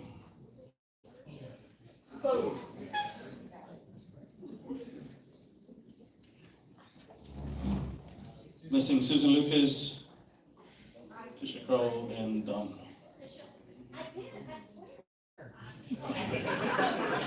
what did Mike? With 46 yeas and 15 nays, 2 abstain, the resolution, the concurrence part of the resolution passes. Now I just want to say I agree with Orlando on the language he used, but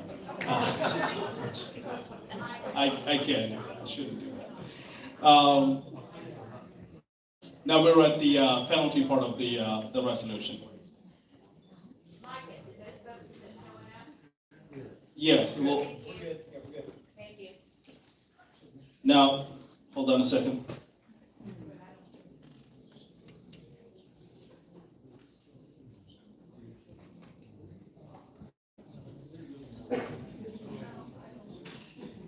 All right, we are at the not sentencing, penalty part of the resolution. Tony, you're recognized. Tony Trevino, Senate District 21. I move to strike penalty number 3 from the resolution.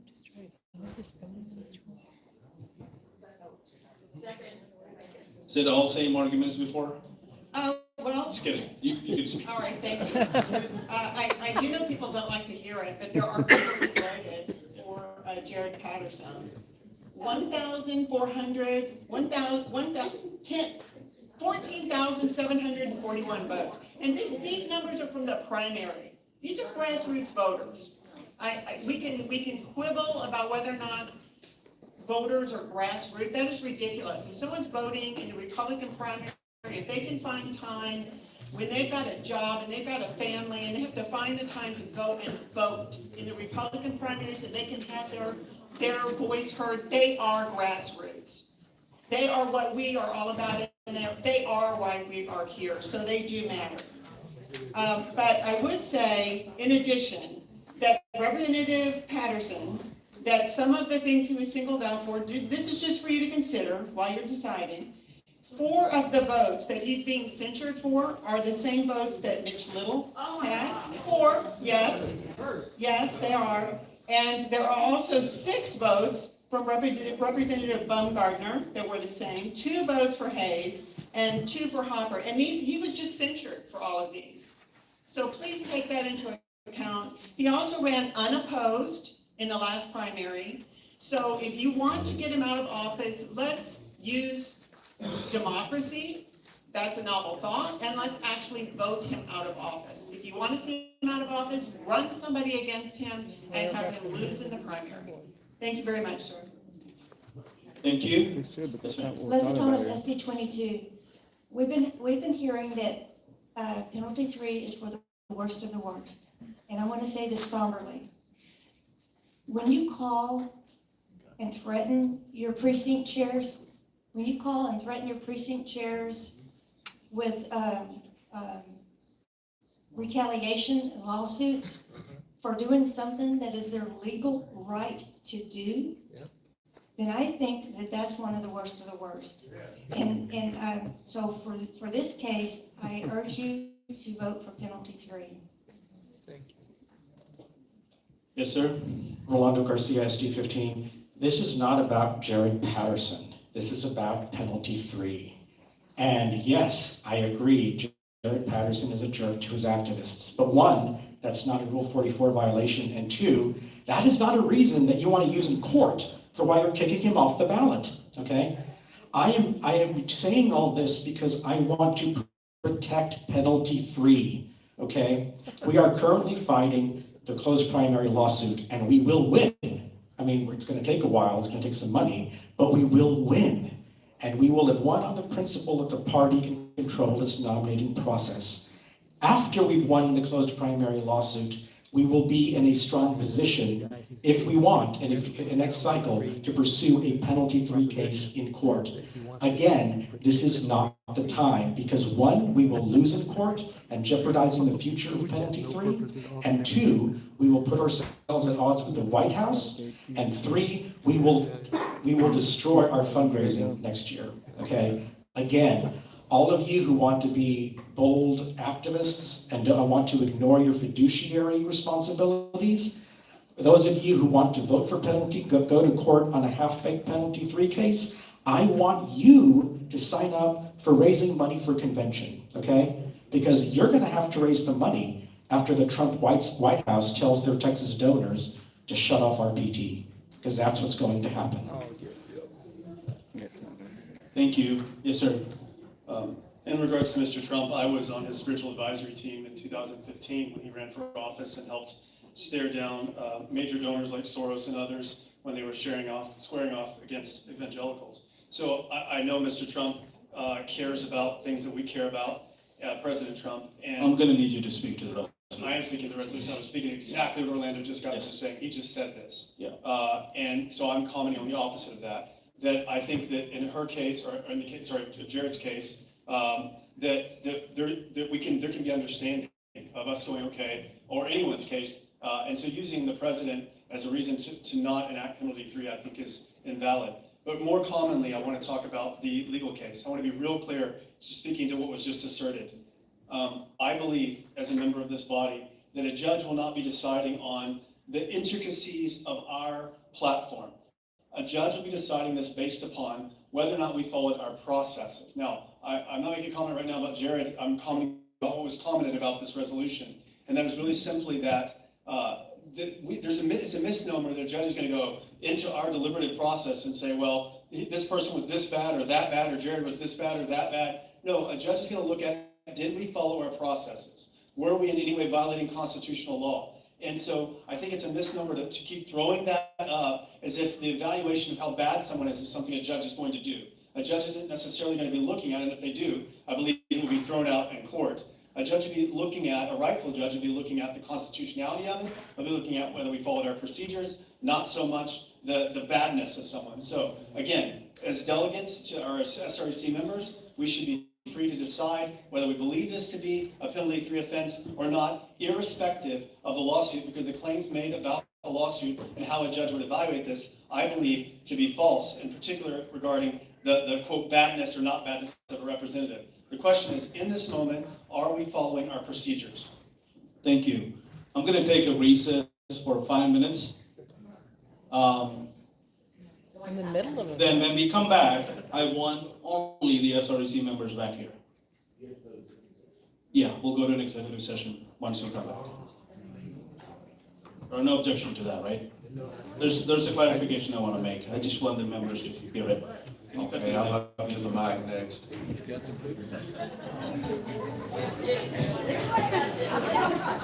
Paul Hale gets the mic next. So it sounds like they're only going to go into executive session just for a clarification, and then they'll let us back in for the rest of the vote. Yes, he wants to say something to them that he doesn't. You know, yeah. Can you give me my telephone number? Thank you for the help.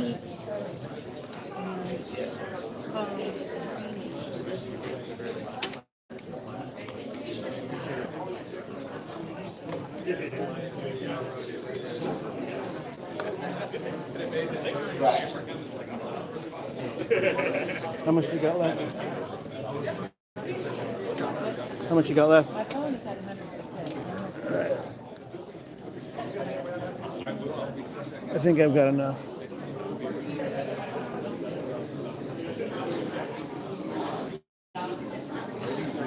Finally.